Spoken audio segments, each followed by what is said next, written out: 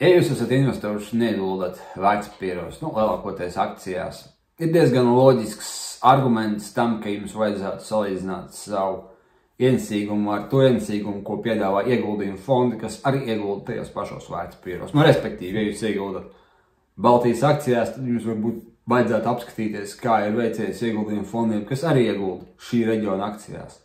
Jo, loģiski, jums kaut kāds atskaites punkts jums ir nepieciešams, lai novērtātu, cik jūs esat labs investors. Un viens ir, protams, pastīties, cik jūs esat nopelnījis absolūtās izteiksmēs, respektīvi, kāds ir jūsu akciju vai noteikto vērtspapīru ienesīgums, bet otrs arguments ir pastīties, kā iet profesionāļiem, un varbūt jums nemaz nav jēgas to darīt, jo profesionāļiem ir labāks ienesīgums nekā jūsējs. Tas tāds iespējams scenārijs var būt. Bet vai tas ir jādara? Te ir viena svarīga lieta, kas jāsaprot par institucionāliem investoriem. Pretēji tā sauktiem retail investoriem vai mazajiem investoriem, vai sauciet viņus kā gribiet, respektīvi visi tie, kas nestrādā finanšu institūcijās vai regulētās iestādēs.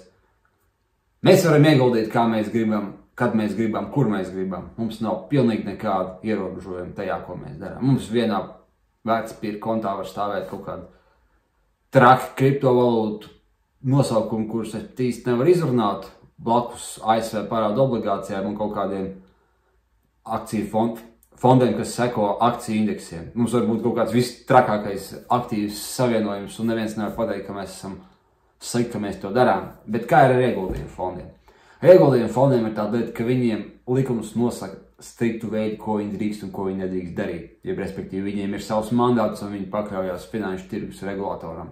Un būtībā viņiem arī ir jāsaka, nevis būtībā, bet pamatos viņiem ir jāstāsta, kāds ir riska profils investoriem, kas viņos ieguldīs. Ja daudz investori grib sagaidīt noteikti risku un noteikti ienesīgumu, un tiem, kas tos fondus izstrādā, ir jāatbilst šim profilam.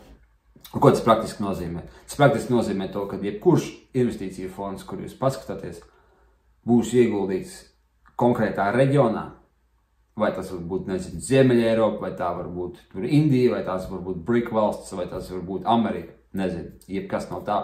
Otkārt, viņiem iespējams būs arī savs specifisks segments, piemēram, ASV tehnoloģiju kompānijas vai mazas kompānijas Eiropā vai kaut kas tam līdzīgs. Līdz ar to viņas ir tādā specifiskā nišā būs ieguldītas. Un treškārt, veids, kā ieguldījuma fonda pārvaldnieks viņas ieguldīs, būs strikti noteikts pēc riska un ienesīguma nosacījumiem, kādas viņam ir jāizpild. Respektīvi, viņš nevarēs ieguldīt ASV tehnoloģiju kompānijās 3 akcijās. Viņam būs jābūt ļoti balansētam un diversificētam portfelim, tāpēc, ka viņam tā nosaka regulators un viņa mandāts. Respektīvi, jūs apsīsieties to viņa portfeli, redzēsiet to, ka viņš būs sadalīts pa daudz un dažādām akcijām ļoti, ļoti stingrā veidā, un tik līdz kādās akcijas kaut mazāko brīdi izdara kaut ko tādu, ko nevajadzētu, viņš viņas pārsvērs, nopirks cits un pārdos esošās. Respektīvi, viņiem tas portfels būs tik stingri uztaisīts un tik stingri pārvaldīts, ka bieži vien viņiem pašiem pat ir liela limita tajā, ko viņi var darīt. Un līdz ar to, ko es te varu pateikt? To, ka, ja jūs sev salīdzināt ar tādiem portfeļiem, jūs salīdzināt sev ar stratēģijām, kas ir ārkārtīgi regulētas, ārkārtīgi birokrātisks un ārkārtīgi stingrs, ar ļoti maz brīvībām. Iespējams, tas pats fonda pārvaldnieks, pārvaldot savu portfeli, skatās uz viņu un saprot to, ka viņš ir 80% limitēts tajā, ko viņš var darīt, jo varbūt viņš vispār negrib tajās akcijās ieguldīt, jo viņas viss ir slikts, bet viņa mandāts saka, ka viņam jāiegulda konkrētā stratēģijā vai konkrētā reģionā. Pat ja tās akcijas ir sliktas, bet viņam jās ir jāiegulda. Vai, piemēram, varbūt viņš grib ieguldīt tikai dažās no tām akcijām, jo viņas ir izcili labas, bet viņš nedrīkst, jo viņam ir jābūt noteiktai diversifikācijai, noteiktam riskam. Tāpēc viņam jāiegulda pārējās akcijās, kas var būt daudz sliktākas. Un rezultātā tas portfels īstenībā nav ne tuvu salīdzināms vai kaut kādā ziņā pielīdzināms tam, ko var darīt retail investori, jeb mazais investors.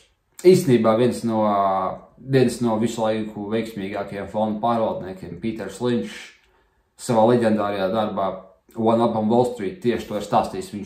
Viņš salīdzināja, cik īstenībā mazais investors ir labā priekšrocībā attiecībā pret institucionālu investoru. Jo viņam nav tās visas problēmas, ko es tikko stāstīju, viņš var darīt jebko. Viņam patīk 2 akcijas, viņš var nopirkt tikai 2 akcijas un par pārējo aizmirst. Es nezinu, vai jums tā jādara, es tikai saku to, ka viņam ir rīcības brīvība darīt jebko.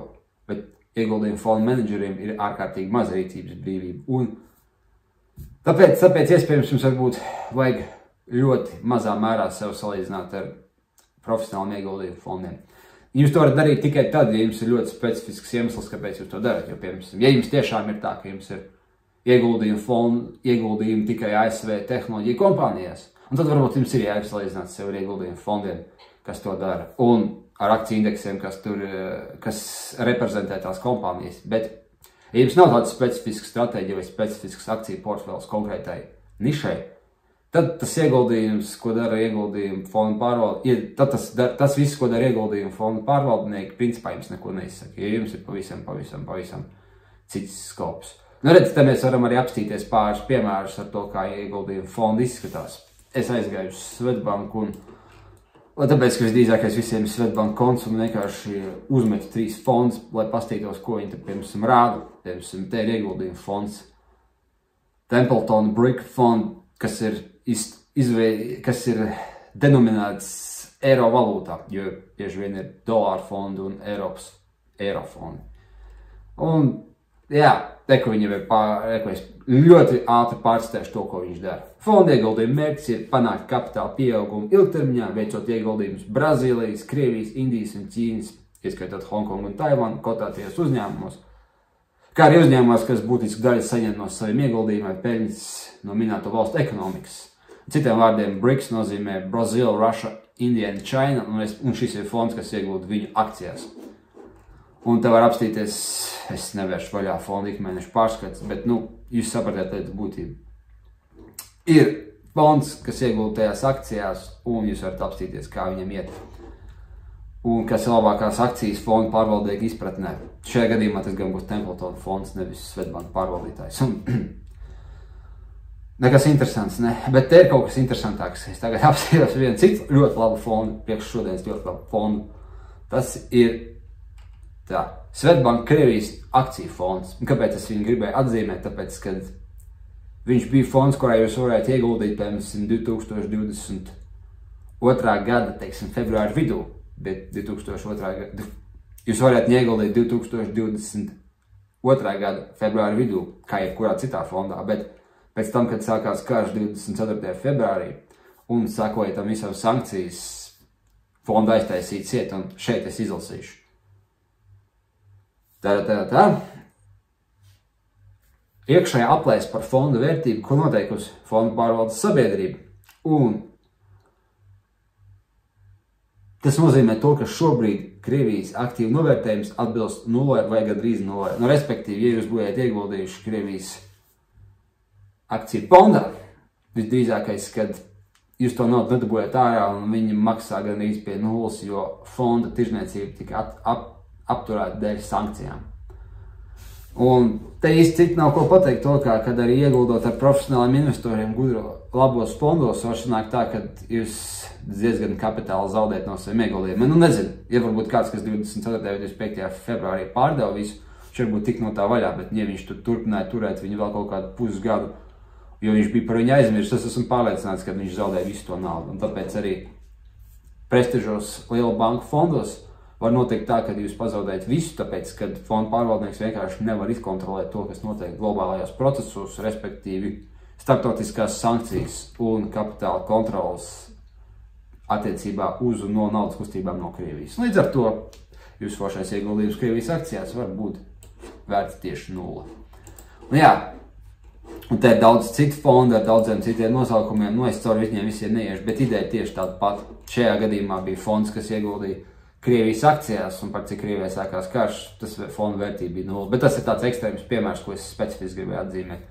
Un ir daudz citu fondi, kas praksē atbilst tam, ko es sākotnēji stāstīju, kad jūs varat ieguldīt tur tehnoloģijā, veselības sektorā, dažādās valstīs, dažādos reģionos un vēl neskur. Un viņi visi stingri pārvaldīti, un īstenībā jums nevajadzētu uz viņiem baigi skatīties, ja vien jūs tur pats negribat ieguldīt.